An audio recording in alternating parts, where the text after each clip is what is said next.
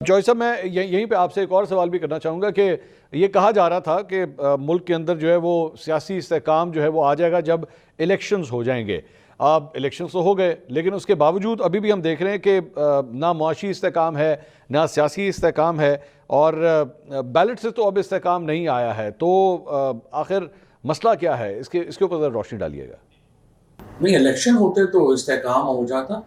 Selection हुई है जिसकी वजह से अदम इस्तेहकाम है। अच्छा। अब भी इलेक्शन होंगे तो इस्तेहकाम आएगा, सिलेक्शन होगी तो अदम इस्तेहकाम रहेगा। तो आपने यही तो फैसला करना है कि आप इस्तेहकाम लाना चाहते हैं, तो फिर आपको इलेक्शन कराने पड़ेंगे और आप सिलेक्शन से अलहदा हो जाएं। तो जब तक हमारी ये ख्वाहिशें होंगी कि इलेक्शन के नाम के ऊपर सिलेक्शन होती रहे, तो ज़ाहिर है इस्तेहकाम नहीं आ सकता। शामी साहब, आपसे पूछना चाहूँगा, चॉय साहब तो इसको इलेक्शन नहीं बल्कि सिलेक्शन कह रहे हैं, और आज जब हम 1947 को याद करना चाह रहे हैं तो फॉर्म 47 की यादें जो हैं वो ताज़ा हो जाती हैं, जिस तरह ये इलेक्शंस हुए थे। आप क्या समझते हैं आखिर ये इस्तेहकाम क्यों नहीं आया? मुआशी तौर पे, जमहूरी तौर पे, सियासी तौर पे इस्तेहकाम क्यों नहीं आया? मसला क्या समझ रहे हैं आप? देखिए, जो हमारे अहले सियासत हैं, अगर वो एक दूसरे से लड़ते रहेंगे और एक दूसरे को तस्लीम नहीं करेंगे तो फिर मामलात ख़राब तो होंगे। लेकिन एनी हाउ इस वक्त तो हुकूमत काम कर रही है, हमारी मईशत बेहतर हो रही है, और जहाँ तक अदालत का ताल्लुक़ है तो उसको भी ज़ाहिर असर्ट करना है, अपनी फ़ैसले करने हैं जो मुकदमा तो उनके सामने हों। तो मेरे ख्याल उससे घबराना नहीं चाहिए और कोशिश करनी चाहिए कि अदालत जो है उसका एहतराम भी बरकरार रहे और पार्लियामेंट अपना काम भी करती रहे, और अपोजिशन जो है वो भी कानून के और आइन के दायरे में अपना किरदार अदा करती रहे।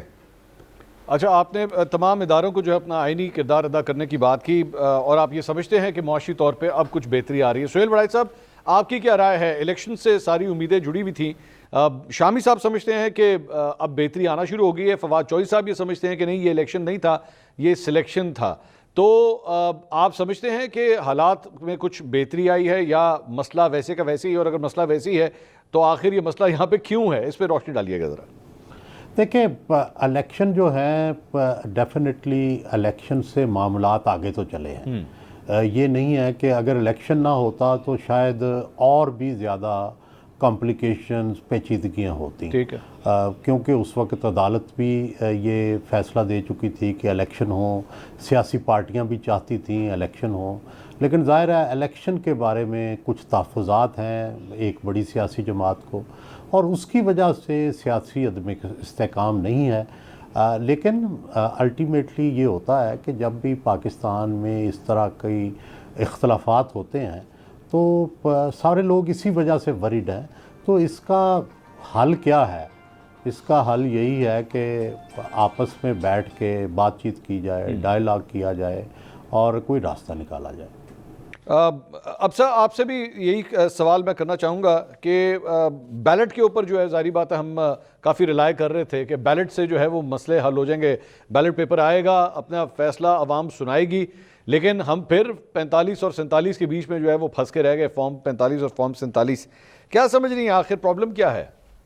देखिए, आइडियली तो बैलेट से ही इस्तेहकाम आना चाहिए एक जमहूरियत में, लेकिन इस किस्म की फ्लॉड डेमोक्रेसी जब हो तो हम फिर बात करते हैं, फिर जो असूल होते हैं उसको एक तरफ रखते हुए हम हालात के मुताबिक बात करते हैं। मैं ज़ाती तौर पे ये समझती हूँ कि जब हम इस्तेहकाम की बात करते हैं, स्टेबिलिटी मुल्क में लाने की बात करते हैं, तो इस वक्त मौजूदा सूरत हाल में हमें इस तरफ देखना कि कोई सियासी जमातें आपस में बैठेंगी, बहुत अच्छी बात है, लेकिन उन्होंने अपनी अपनी सियासत भी करनी होती है।